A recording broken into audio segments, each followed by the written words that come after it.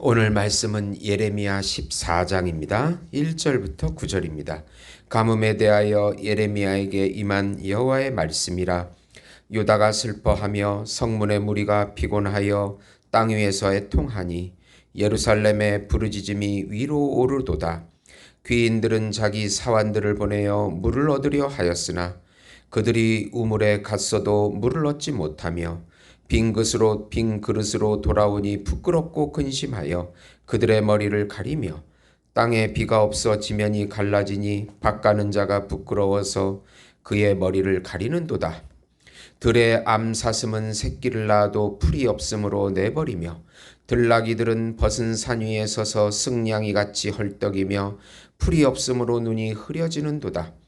여호와여, 우리의 죄악이 우리에게 대하여 증언할지라도 주는 주의 이름을 위하여 일하소서. 우리의 타락함이 많으니이다. 우리가 주께 범죄하였나이다. 이스라엘의 소망이시여, 고난당할 때 구원자이시여, 어찌하여 이 땅에서 거류하는 자같이 하룻밤에 유숙하는 나그네같이 하시나이까? 어찌하여 놀란 자 같으시며 구원하지 못하는 용사 같으시니이까? 여호와여, 주는 그래도 우리 가운데 계시고 우리는 주의 이름으로 일컬음을 받는 자이오니 우리를 버리지 마옵소서. 아멘. 인생의 가뭄을 만나면 이라는 제목으로 은혜를 나누고자 합니다. 사랑하는 성도 여러분, 저는 예레미야를 강의하면서 예레미야가 선포한 유다의 백성과 그 상황이 우리나라 상황이 아니기를 간절히 바라고 있습니다. 그러나 또 한편으로는 그 당시 유다의 타락된 그 모습 속에서 우리나라의 모습이 그런 비슷한 사건들이 많이 생기는 것을 보고서 우리나라가 바로 또 이 당시 유다의 상황이 아닐까라고 하는 그런 두려움에 사로잡힙니다. 그래서 예레미야를 설교하기가 제가 아주 좀 힘이 듭니다.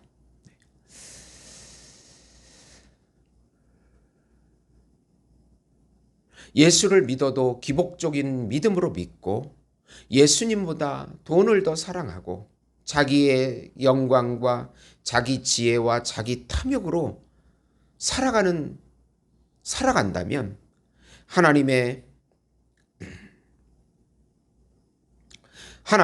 하나님께서 주시는 인생의 가뭄과 기근과 심판을 피할 길이 없다는 것을 우리는 예레미야의 말씀 속에서 깊이 깨달을 수가 있는 것입니다. 우리나라에 일어나는 수많은 그 이기적인 사건들, 듣도 보지도 못한 사건들, 듣기도 싫은 그 사건들이 바로 우리 민족의 타락을, 도덕적인 타락을 증명해 주지 않는 것인가 라고 생각해야 합니다. 인생의 가뭄을 만나면 회개하고 받아들이고 예수님만을 의지하라. 우선 우리 인생의 가뭄과 기근을 주셔서 회개하기를 원하시는 하나님의 자비를 깊이 생각하라. 유다의 전체적인 가뭄과 기근이 오게 되면 나타날 현상을 예레미야는 선포하고 있습니다. 유다가 슬퍼하고 성문의 무리들이 애통하며 예루살렘의 부르짖음이 위로 올라간다고 2절에 말씀합니다. 부자들이 종을 보내 물을 구하지만 얻지 못하니 근심하여 그의 머리를 가리웁니다.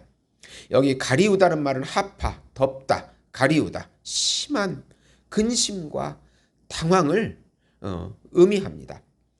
물이 부족하여 땅의 지면이 갈라지며 동물들도 새끼를 낳아도 버리고 갈증에 신음합니다.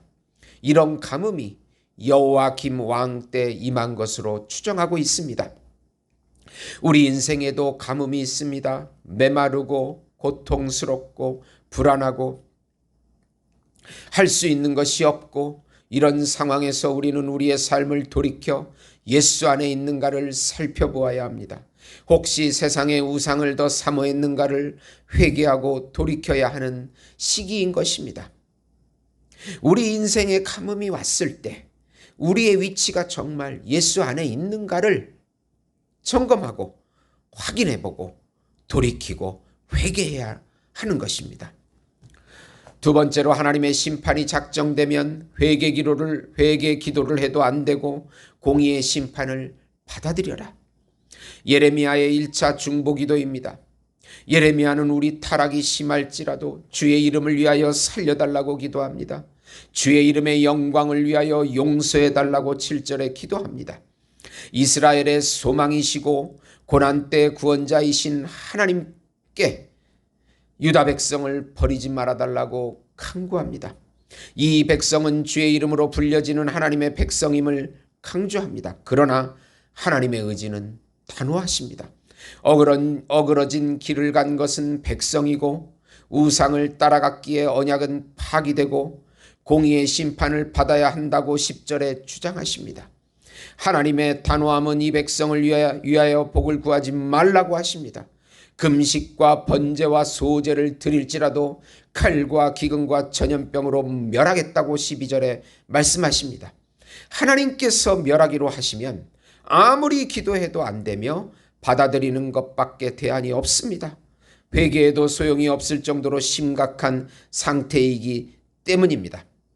하나님께서 심판을 작정하시면 회개의 기회가 없고 회개가 불가능할 정도로 우리의 영적인 상태가 강팍하고 완악해졌다는 것입니다.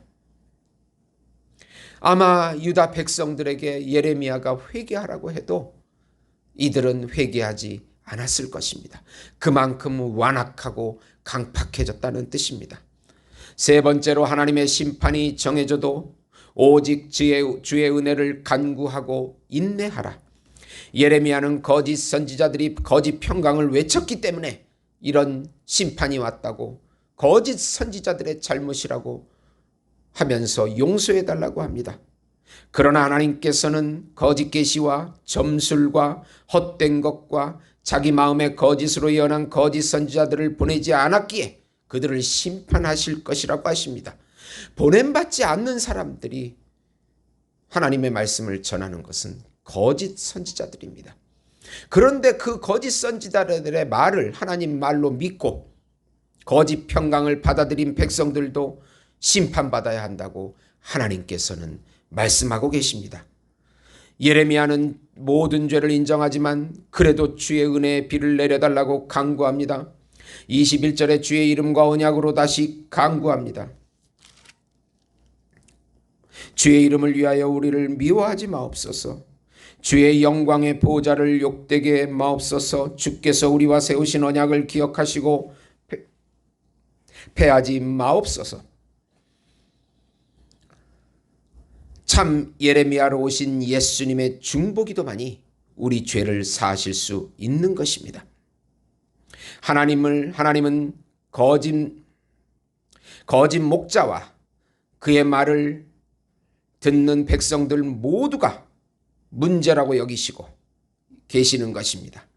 새 언약을 믿고 기다리는 것 외에 우리가 할 수 있는 일이 이때는 없는 것입니다. 하나님의 은혜의 빛만 바라보고 있을 수밖에 없는 것입니다. 요한일서 2장 1절 2절 보시면 나의 자녀들아 내가 이것을 너희에게 쓰면 너희로 죄를 범하지 않게 하려 함이라. 만일 누가 죄를 범하여도 아버지 앞에서 우리에게 대언자가 있으니 곧 의로우신 예수 그리스도시라. 그는 우리 죄를 위한 화목 제물이니 우리만 위할 뿐 아니요 온 세상의 죄를 위하심이라.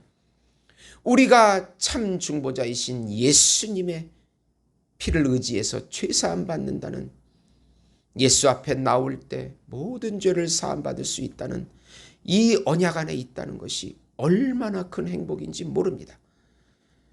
사랑하는 성도 여러분, 지금 상황이 너무나 어지럽고 타락이 극심해도 우리는 예수 그리스도의 새 언약 안에 있는 백성과 자녀임을 기억하시고 우리 죄를 사하고 우리 죄를 고백하고 우리 삶을 다시 예수 안에 들어가서 예수 이름을 위해서 사는 삶으로 나아갈 때 하나님께서 은혜의 비를 내려주실 것입니다.